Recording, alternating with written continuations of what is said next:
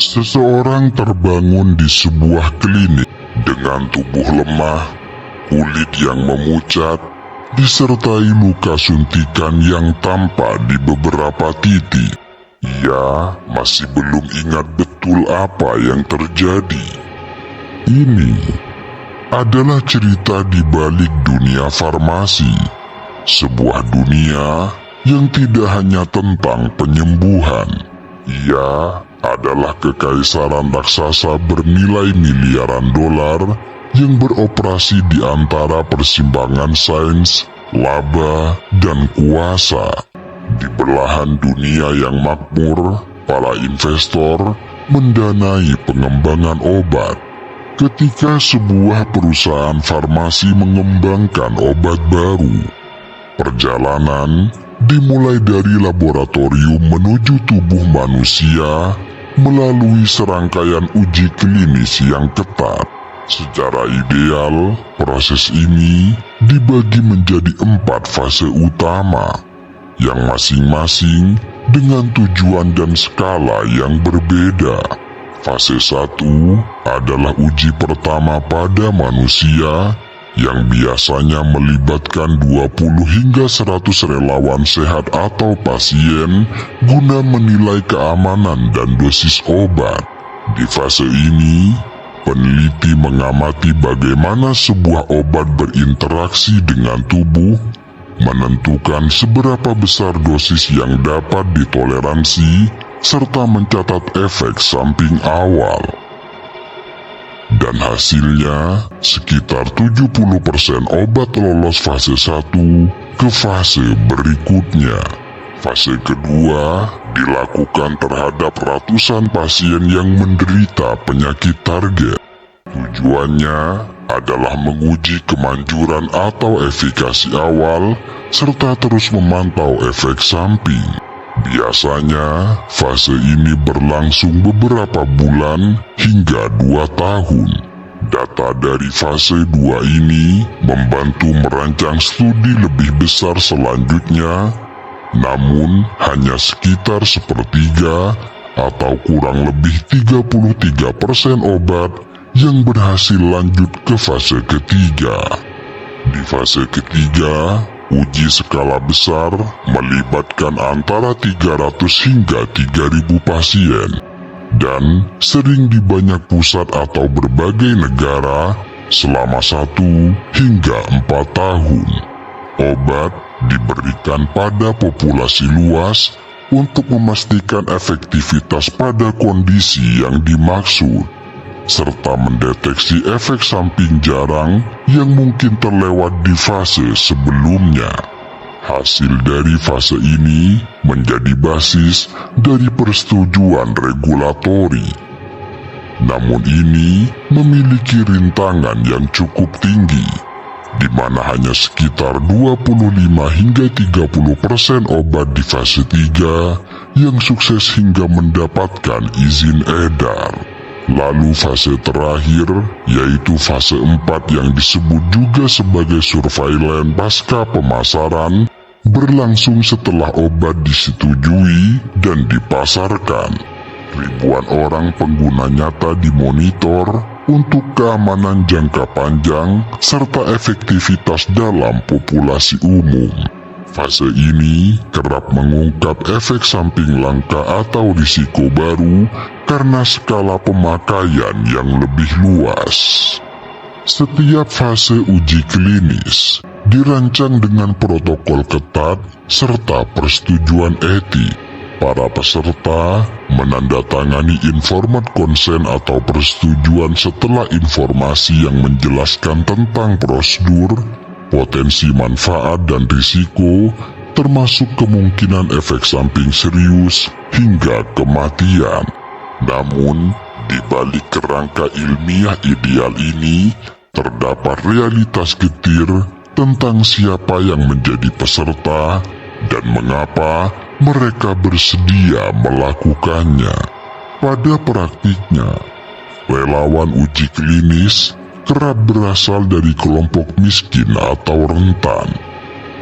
Mereka tidak selalu termotivasi oleh sikap ingin membantu ilmu pengetahuan, melainkan oleh kebutuhan ekonomi yang mendesak.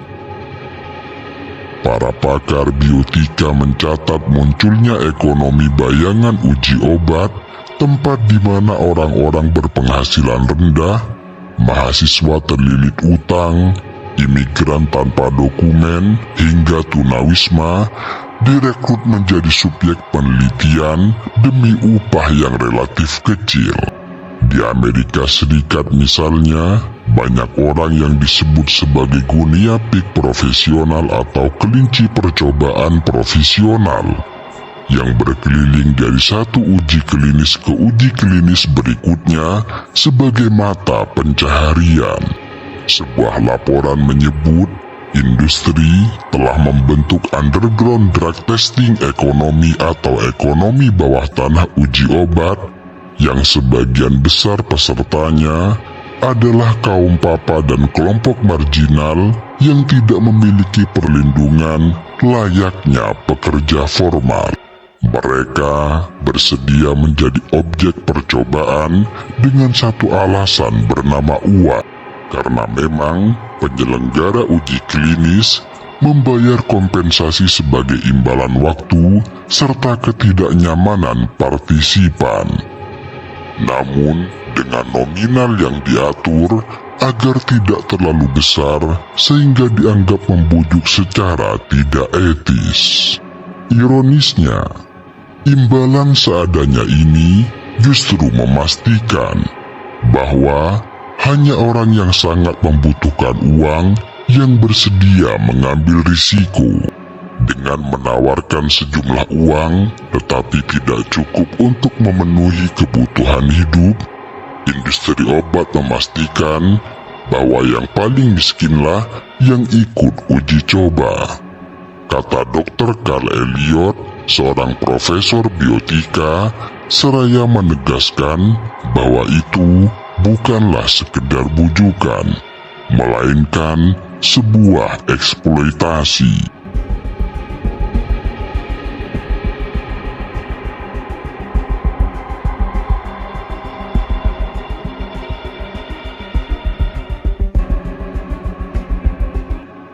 Pada akhirnya, di balik setiap pil yang kita telan, terdapat bisnis raksasa bernama industri farmasi.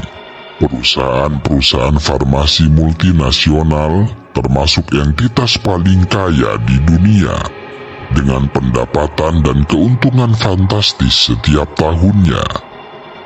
Mereka beroperasi layaknya mesin korporasi lain, mengejar pertumbuhan, laba bagi pemegang saham, dan dominasi pasar. Namun produk yang diperdagangkan bukanlah gawai atau pakaian, melainkan kesehatan dan nyawa manusia. Dan ketika keuntungan berbenturan dengan etika kemanusiaan, ini menjadi ironi yang sangat memilukan. Secara global, Big Pharma, sebuah julukan untuk kelompok perusahaan farmasi terbesar, mencatat margin keuntungan jauh melebihi industri lain. Sebuah laporan Government Accountability Office di Amerika Serikat menemukan bahwa di antara 25 perusahaan farmasi terbesar, margin rata-rata mereka adalah 15 hingga 20% per tahun. Sementara perusahaan non-farmasi terbesar hanya mendapat keuntungan sekitar 4 hingga 9%. Bayangkan, profit yang berkali lipat itu berasal dari penjualan obat-obatan yang seringkali dikembangkan dengan sokongan riset publik, tetapi dijual kembali dengan harga selangit. Lalu, bagaimana cara Big Pharma meraup untung sebesar itu? Salah satunya dengan masuk ke ranah kebijakan publik dan regulasi. Ya, raksasa farmasi dikenal sebagai salah satu pelobi politik terbesar di dunia. Uang ini dipakai untuk membentuk undang-undang dan aturan yang menguntungkan bisnis mereka, hingga pendanaan seminar para dokter yang diam-diam mempromosikan obat tertentu. Industri farmasi juga melakukan cara licik melalui penetapan harga obat untuk memasang harga yang sangat tinggi. Sejatinya, semua contoh itu adalah gambaran jelas dari watak dasar industri farmasi modern sebagai entitas bisnis besar. Kendati mereka menghasilkan produk yang menyelamatkan serta memperpanjang hidup, pola perilaku korporasi mereka kerap menunjukkan prioritas keuntungan ketimbang kepentingan pasien. Obat-obatan dipandang sebagai komoditas bernilai ekonomi tinggi, dan tubuh manusia, dalam sehat maupun sakit, menjadi ladang tempat nilai itu dieksploitasi.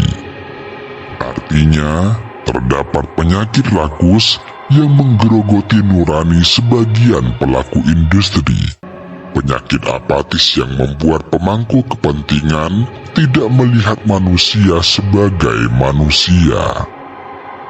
Barangkali inilah ironi yang sangat menyakitkan, bahwa industri farmasi yang dipenuhi orang cerdas yang tahu caranya menyembuhkan berbagai penyakit fisik, namun sayangnya mereka gagal mendiagnosis penyakit moral dalam struktur mereka sendiri. Ketika laba lebih utama dari cinta kasih, ketika tubuh manusia dipandang angka penjualan, maka sejatinya itu adalah gejala sakit yang lebih parah, karena penyakit itu tidak tampak pada X-ray maupun MRI. Kita tentu tidak bisa mengambil kesimpulan secara membabi buta bahwa seluruh industri farmasi adalah pelaku kejahatan. Karena faktanya, berkat mereka pula banyak hidup yang terselamatkan. Namun, kisah-kisah kelam ini hendaknya menjadi vaksin moral bagi kita semua, agar selalu waspada, kritis, dan mendesak transparansi serta akuntabilitas. Regulasi perlu terus diperkuat, suara pasien dan subjek riset harus didengar, dan etika humanisme wajib menjadi roh di tiap tahap. Setiap pil yang diproduksi idealnya mengandung niat tulus untuk menolong, bukan sekedar ambisi korporasi yang bertuhankan pada cuan.